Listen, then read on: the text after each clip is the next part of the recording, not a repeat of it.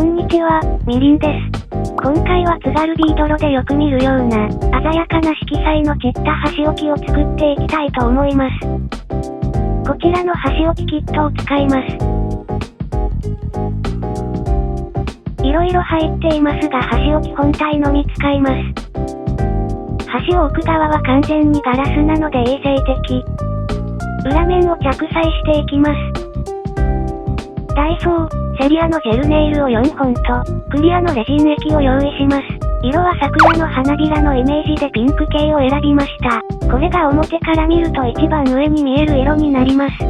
ザ・桜な薄ピンク。筆先で点々を描いていきます。画面下側の方を大きく濃く、三日月を描くように配置してみます。UV ライトで硬化させます。固まりました。次の色をのせていきます。濃い色なので慎重にいきます。筆先を細く使って面積を小さく、細かく描いていきます。時々裏返して表の重なり方を確認。満足いったところで一旦硬化。クリアのレジン液で層を作ります。まだ2段くらいあるので薄めに塗ります。そして硬化。次は白をのせます。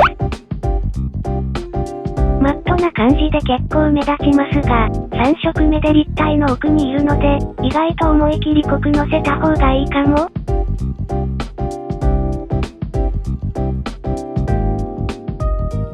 まだ物足りない気がする。景気よくいってまえー。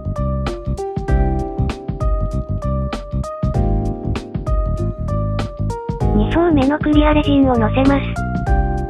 8割くらいを満たす感じで。そして固める。さてラストカラーは、ライトピンクです。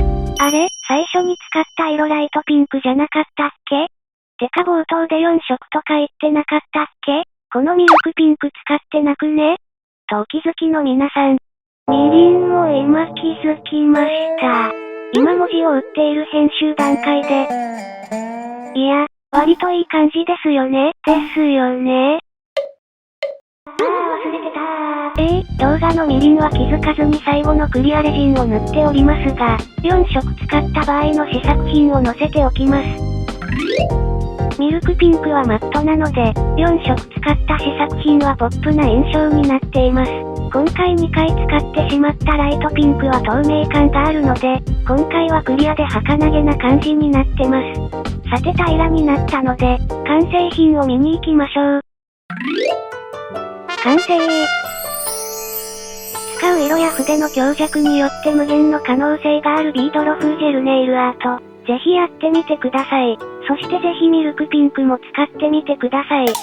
去年のお花見は、瀬戸内海とのコラボレーションが幻想的な塩出山に行ってきました。今年も桜を見に行けるといいな。みりんでした。